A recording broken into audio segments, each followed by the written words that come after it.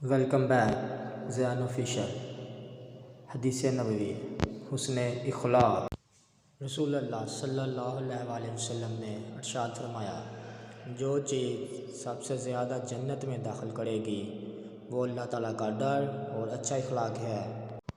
ایک اور حدیث میں ہمارے پیارے نبی حضرت محمد صلی اللہ علیہ وسلم نے ارشاد فرمایا، جو تم سے تعلق توڑے تم اس سے جوڑو، جو تمہیں محروم کرے تم اسے عطا کرو، اور جو تم پر ظلم کرے تم اسے معاف کرو۔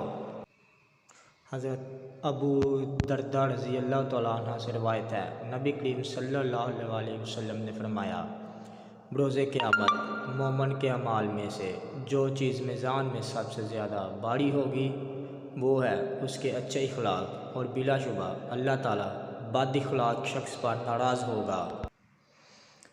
حضرت ابو درداء رضی اللہ تعالیٰ عنہ روایت کرتے ہیں کہ نبی کریم صلی اللہ علیہ وسلم نے ارشاد فرمایا، قیامت والے دن مومن کی میزان میں حسن اخلاق سے زیادہ بھاری کوئی چیز نہیں ہوگی، اور یقیناً اللہ تعالیٰ بد زبان اور بیہودہ گوئی کرنے والے کو ناپسند کرتا ہے۔